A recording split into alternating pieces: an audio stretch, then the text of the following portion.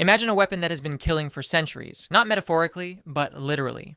The .50 caliber Browning M2, developed in 1918, is still in service with armies in 2026. This is not a museum piece. It is a working, deadly machine that has been through World War II, Korea, Vietnam, Iraq, Afghanistan, and is now operating on the front lines in Ukraine. 108 years of continuous service. No other weapon in human history can boast such longevity. But here's the paradox. The gunner who operated this deadly machine automatically became the enemy's main target even before the battle began. Why? The answer lies not in heroism or courage. It lies in the cold mathematics of war and the evolution of military technology that began long before the appearance of the 50s. To understand the phenomenon of the Browning M2, you need to go back a few centuries. The Chinese invented gunpowder in the 9th century, using it for fireworks and primitive rockets. By the 14th century, gunpowder weapons had reached Europe, where they rapidly evolved from hand cannons to full-scale artillery.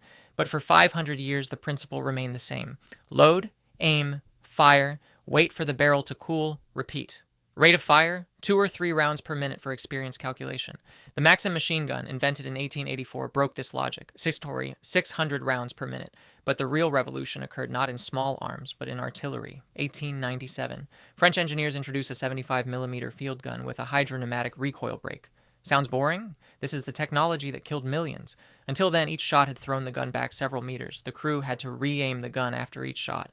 The French 75 changed the rules. The barrel rolled back. A hydraulic system absorbed the recoil. A powerful spring returned it to its place. The carriage remained stationary. The aiming was maintained. The rate of fire increased from 2 to 30 rounds per minute, a 15-fold increase. The armies of the world suddenly had the opportunity to shower the enemy with a volume of fire that had previously been simply impossible. And then came August 1914. European generals who had grown up on textbooks about the Napoleonic Wars planned a rapid maneuver conflict. The German Schlieffen Plan called for a lightning-fast bypass maneuver through Belgium, the capture of Paris in 6 weeks, then a turn east against Russia. The French were preparing for a decisive offensive in Alsace and Lorraine. Attack decides everything, as their military academies taught them. The British had sent an expeditionary force, hoping for a short campaign. Everyone was wrong. The first signs of disaster appeared in Belgium. German troops approached the fortress of Liège, a system of 12 concrete forts that were considered virtually impregnable. The Belgians were confident that these fortifications would hold. In response, the Germans brought something the world had never seen before. 420mm siege howitzers known as Big Bertha. Each shell weighed over a ton.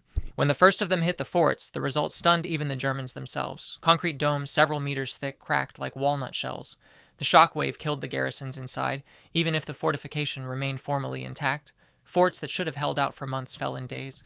But the real horror awaited the French. The Battle of the Borders, a series of head-on battles in August 1914 between the French and German armies, had turned into a massacre.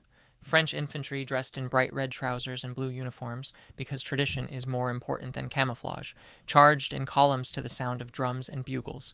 German artillery simply methodically shot these columns from concealed positions. 27,000 French soldiers died in a single day, August 22, 1914. The deadliest day in French military history. It wasn't a battle, it was an industrial massacre. Within weeks, all the armies had reached the same conclusion. Moving in open terrain under artillery fire was suicide. The only way to survive was to dig in. By the end of 1914, the front had frozen. A system of trenches, barbed wire, and fortifications stretched from Switzerland to the North Sea. The maneuverable war that everyone had expected had turned into a positional war. And then a problem arose that no one had foreseen. Ammunition was running out faster than anyone could have imagined. Military theorists before the war had calculated ammunition costs based on the experience of previous conflicts. They were terribly wrong. French guns fired thousands of shells every day. German ones did the same. British factories could not keep up. By 1915, a shell famine had begun, a critical shortage of ammunition. The British War Minister lost his job over this scandal. Governments mobilized all industry. Factories that produced cars switched to shells. Factories that made household appliances switched to cartridge cases. Men went to the front, women went to the machines. It was a total industrial war, where the one who could produce more shells won. But producing shells is half the battle. You still have to hit the target. The problem is that artillery fired from close positions. The guns were behind hills, in forests, behind buildings, where the enemy could not see them. The gunners could not see the targets. How can you shoot at something you cannot see? The answer is a complex system of observation and communication. At first, observation balloons were used, huge balloons raised to a height of several hundred meters. Observers in baskets transmitted coordinates via telephone cable, but the balloons were static and vulnerable. Then aviation appeared. Reconnaissance aircraft photographed enemy positions, correction aircraft helped to direct fire. Observation posts operated on the ground, connected to the batteries by telephone lines.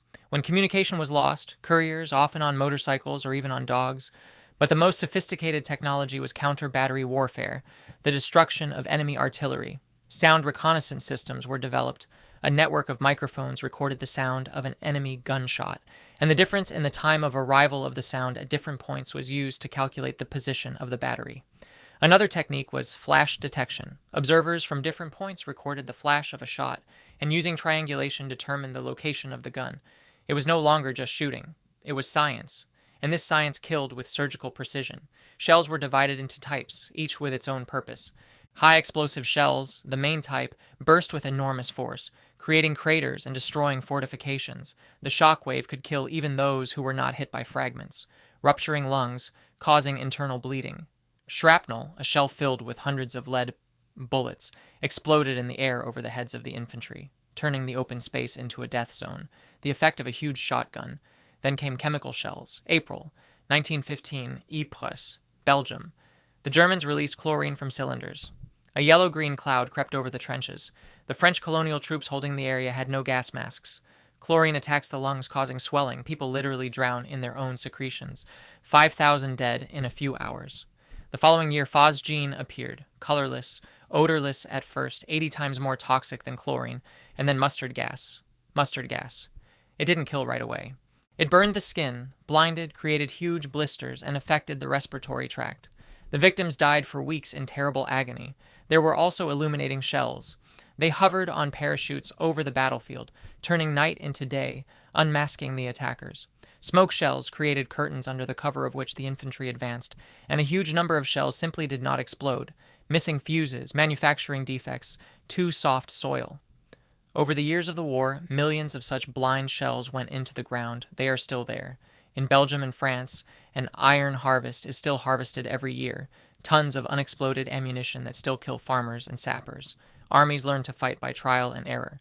The British conducted a week-long artillery training before the Battle of the Somme in 1916. They fired 17 million shells. The idea was simple: destroy all life, level the trenches, tear apart the wire. Then the infantry would simply occupy the ruins. Reality? Many shells did not explode. The wire got even more tangled. The Germans sat in deep bunkers and survived. And most importantly, a week of bombing completely destroyed the element of surprise. The Germans knew where the attack would be, and they pulled up reserves. On the first day of the battle, the British lost almost 60,000 men, 20,000 killed in one day. The following year, near Passchendaele, a long artillery preparation turned the battlefield into a swamp. The shells broke the drainage system. The rains began. Everything turned into liquid mud. Soldiers drowned in craters, tanks got stuck, the offensive choked. The Germans were the first to draw conclusions. 1918, they developed a new tactic: short hurricane fire without prior aiming. They used new methods of ballistic calculations, accurate maps, meteorological data. Artillery struck suddenly, massively, at the most important targets: command posts, communication nodes, batteries. Then immediately the assault groups attacked. The effect of surprise returned. The British and French responded with their own innovation: the firewall or creeping barrage. Artillery struck in front of the advancing infantry, creating a moving wall of fire. Shells burst at a distance of 50 to 100 meters in front of the soldiers. The infantry followed the gaps. Risky, but effective. When the wall passed over the enemy trench, the defenders were still sitting in shelters, and the attackers were already jumping to them. By 1918, the armies had mastered combined arms combat: artillery, tanks, aviation, infantry, all coordinated. This became the formula for victory, but artillery remained the main killing force. According to various estimates, it caused from 60 to 70% of all casualties in World War I. Machine guns, which are talked about so much, were actually in second place. And it is in this context that we must understand the emergence of the Browning M2. The First World War showed he who controls the space with fire controls the battlefield. Maxim machine guns held the infantry. But the rapidly developing aviation, the tanks that appeared in 1916, demanded something more powerful. Standard machine gun bullets of 7 to 8 millimeters caliber did not penetrate armor. A cartridge was needed that could stop an aircraft, penetrate light armor, and hit a target at a kilometer distance.